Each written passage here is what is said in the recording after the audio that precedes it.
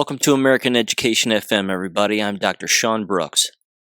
I have a couple of stories I want to discuss here, and then at the end of this episode, I'm going to briefly introduce what's going to be happening on Friday's episode, where we're going to have Vanessa Hurst back on the program, and she's going to be talking about what's going on in the New Haven school district where she lives, give us an update on some things.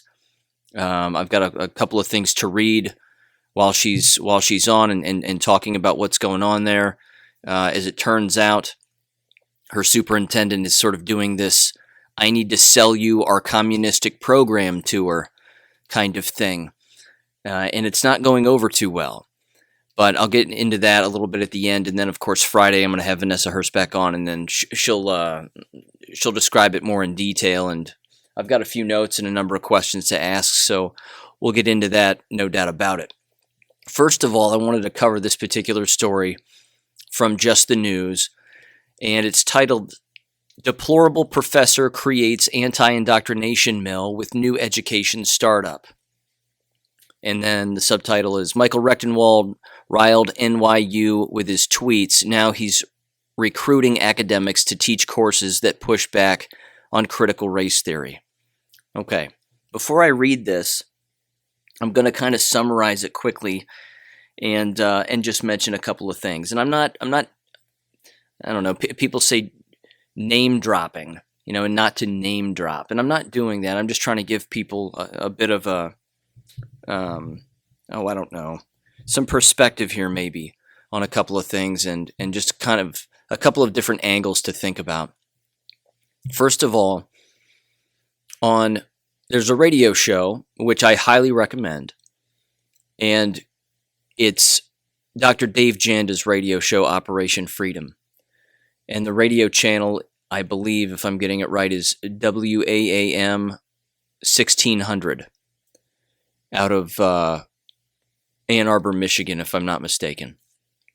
So, again, if you're on your radio apps, if you can find Wham Talk 1600, definitely try to find it. His radio program is on Sundays from 2 to 5. And he has a number of guests, and he doesn't take any phone calls, but, again, he has a lot of reoccurring guests. And there was a time there where I was fortunate enough to have a conversation with Dr. Dave Janda on his paid subscription platform called the Insider Insight Show. And that was over a year ago, just over a year ago. But he's had Michael Rechtenwald on his program before, and Dr. Robin McCutcheon, who has also been a guest on my podcast as well. So let me do my best to describe Dr. Rechtenwald really quick. And again, I mean no disrespect whatsoever. That's not what this is. I agree with him on many things. There are many things I don't agree with him on, but it's one of those better late than never kind of deals. But I specifically want to talk about his education startup here, and some of the questions that I have, and perhaps even some of the more bigger concerns.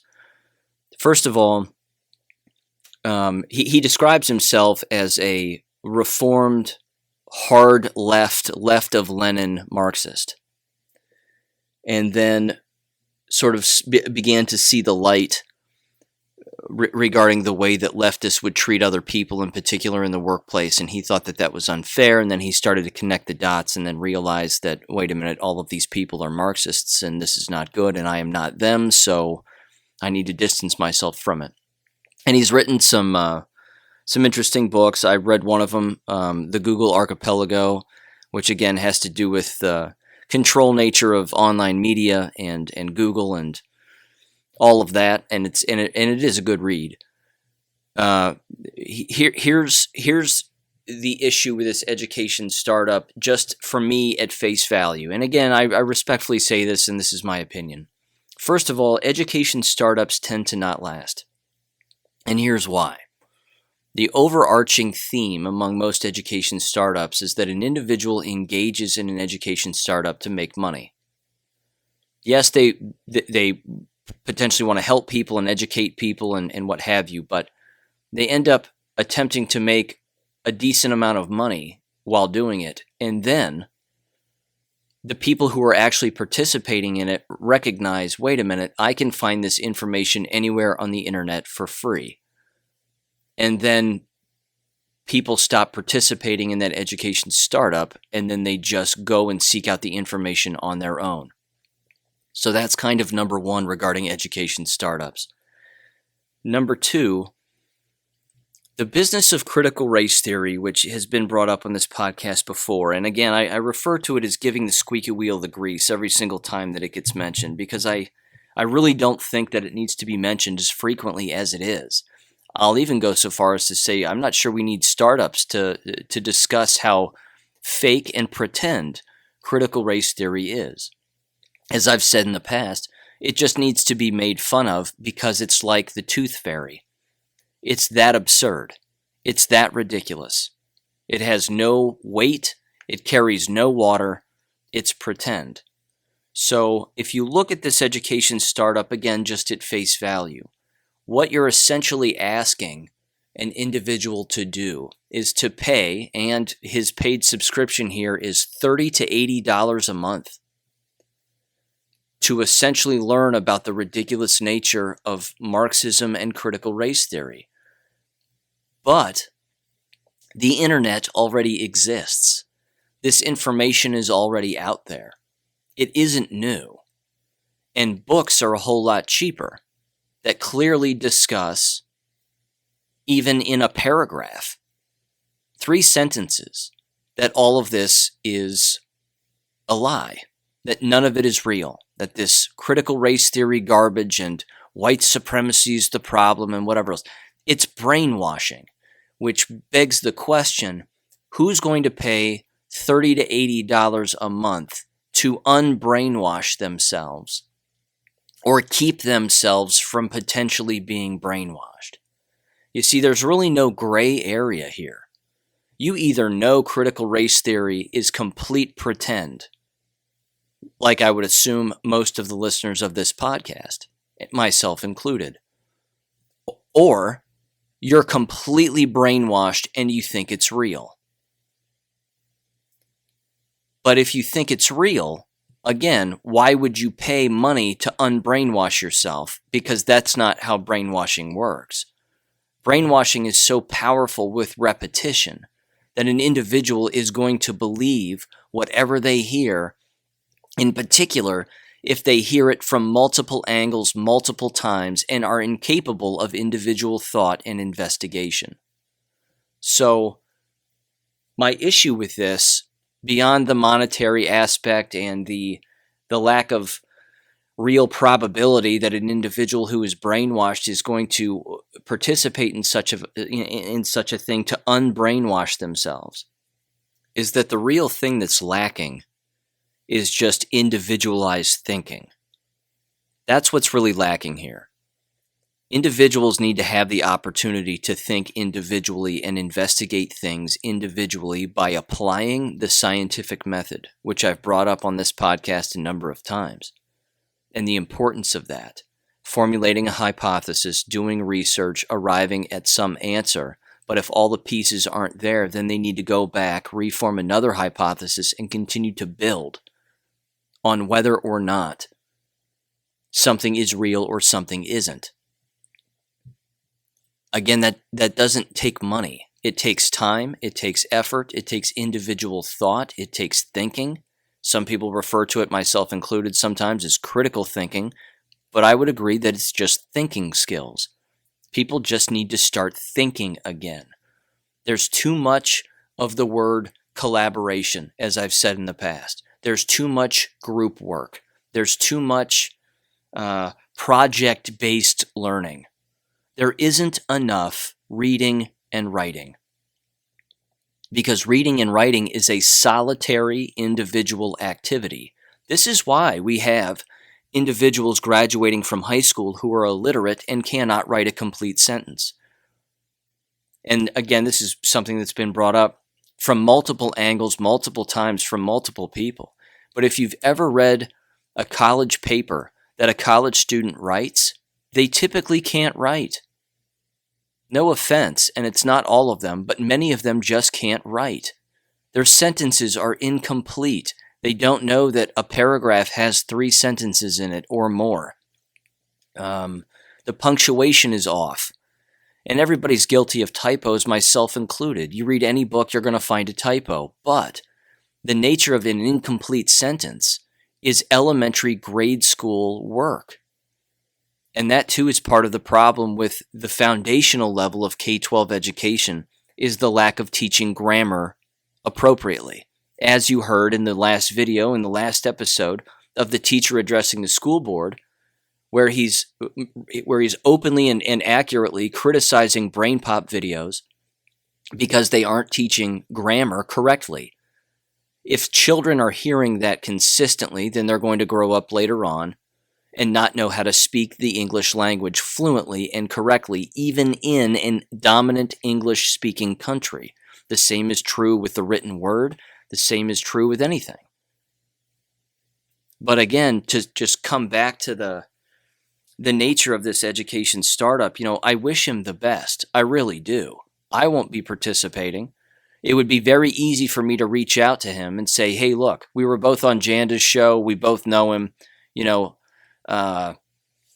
name drop and do all that nonsense, and me toss him my resume and say, hey, look, what do you think? I'd like to help, blah, blah, blah. The fact is that it's free. I mean, this information is free. And as I said earlier, books are cheaper. They're far cheaper. I'm continuing to read the book, The Rape of the Mind, which, again, I read the second chapter on one of the earlier podcasts from this past weekend over the course of 2 episodes. That book alone will teach anybody who picks it up and reads it that we've all been brainwashed.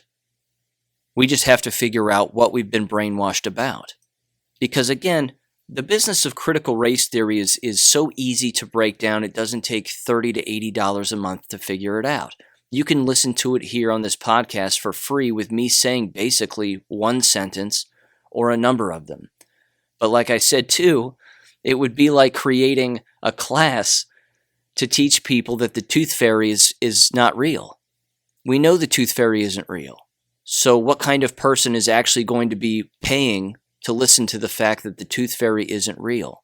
You can't expect, again, circling back here to the brainwashing thing, and sorry for saying circle back, I know Saki says it all the time, but to return to that, a brainwashed individual is not going to pay to have their illusion shattered, typically. In many cases, their illusion gets shattered through personal experience or they, quote-unquote, accidentally stumble over the truth. Again, either through personal experience or something that they read or someone they listened to.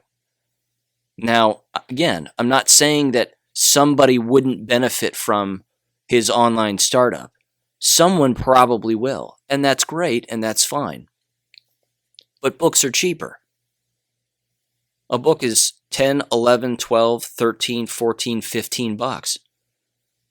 Buy one book and you'll figure it out.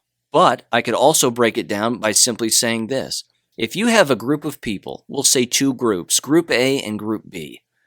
Group A thinks critical race theory is real, not knowing the definition of the word theory, which means not real.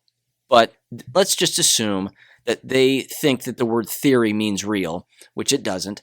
And they think that critical race theory is in fact a real thing. And then you have Group B that says, no, it's not. It's fake, it's made up, it's brainwashing, it's indoctrination. It's a false telling of history for the purpose of inciting division, race baiting, violence, and it's a giant money grab where people are interested in making money based on a lie. You cannot have Group A and Group B both be correct at the same time. Someone is wrong. It's 2 opposing outlooks on things. Someone is wrong. Because critical race theory is so absurd. Entire states are outlawing it. That should tell you something. That should tell people that it's not real. Which means, again, why would a person put together an online group or online education consortium, so to speak, to prove to people what we already know and what the law has already recognized as being fake. So, I don't know. You can't have it both ways. You can't be in Group A and Group B. You have to be in one or the other, and it really is binary.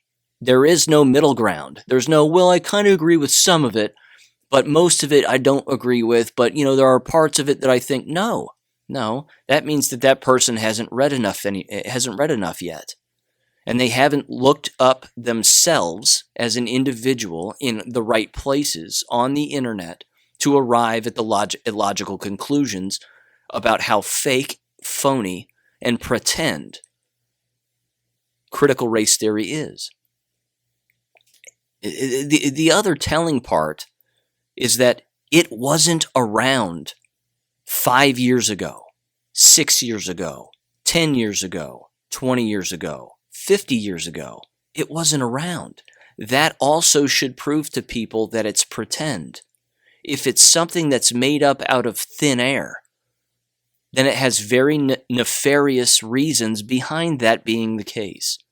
It isn't because they discovered something new. There's no such thing. Most of the things that exist have already been discovered and were discovered a long time ago.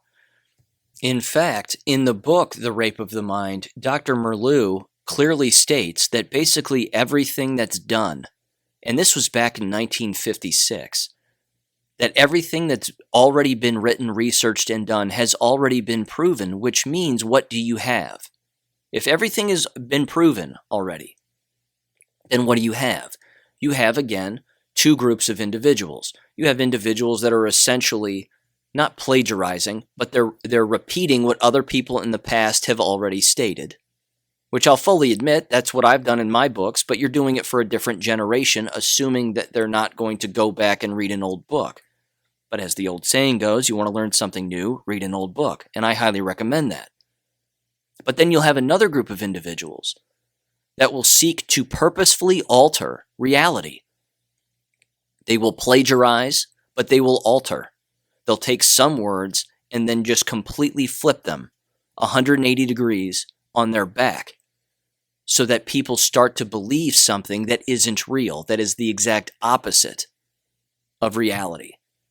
So again, that's the issue that I have with Rechtenwald's startup. I don't see it lasting. I wish him the best of success. I really do. But it's just I don't know. I just think it's odd because it's called the internet, and the internet already exists. And I understand the nature of wanting to organize content in a way that makes it easy for people to understand or a place for them to go. But my God, $30 to $80 a month, it doesn't take all of that. It really doesn't take all of that. You can do it for free. Again, it's called the internet. Prager University has the same thing. They also have a paid subscription kind of platform. Everybody's got to make money on telling the truth. And part of me has a real problem with that because the truth is free. It's free. So piggybacking on that, and I'm not going to read the article from Just the News just because I basically broke down the entire thing right there.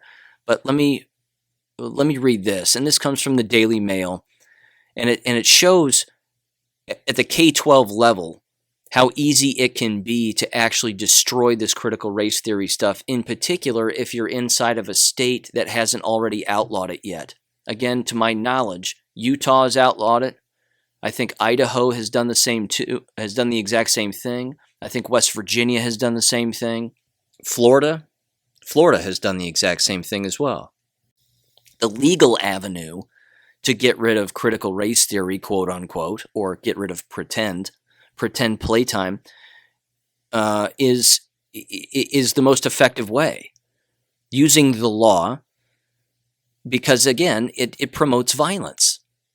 That right there should essentially wake anybody up.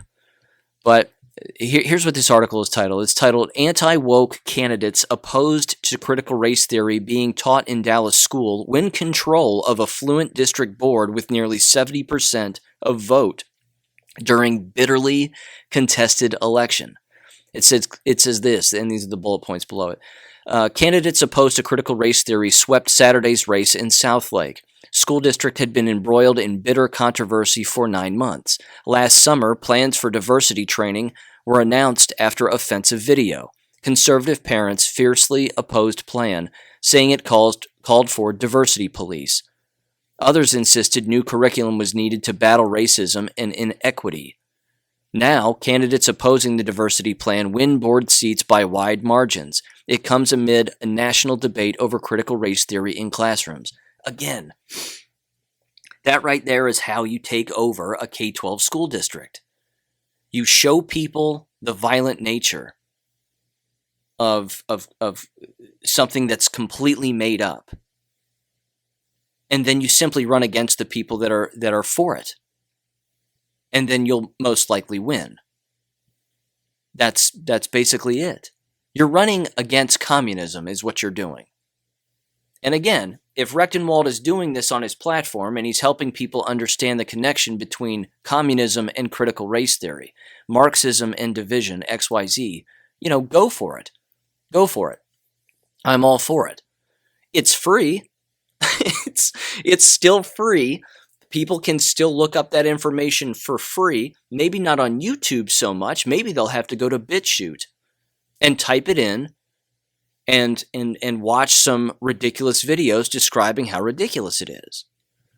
But these school board members lost. And the effective individuals who know that critical race theory is ridiculous won, and they won with ease. And they did so simply running against something that's pretend. That's it. That's all you have to do. You consistently bring up the pretend, false, divisive nature of a program that has nothing to do with reading, writing, and arithmetic, and everything to do with brainwashing. That's really what it is. It boils down to brainwashing.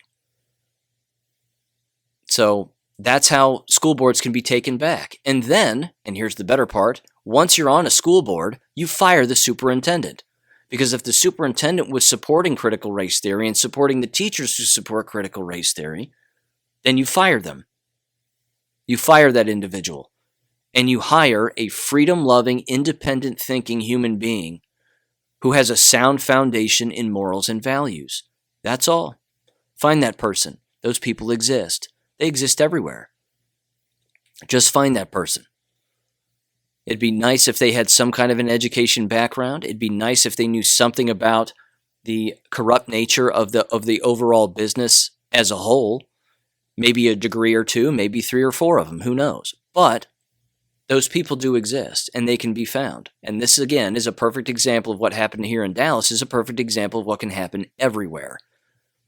If the state hasn't adopted a law that bans critical race theory yet, you have to attack the local level, and you have to attack the local school boards. There's no doubt about it. So, that's that. More than I wanted to talk about it, but see, it was free. It was all free. Here's the last thing, and this will set us up for Friday's episode. Again, Vanessa Hurst is coming back on the program.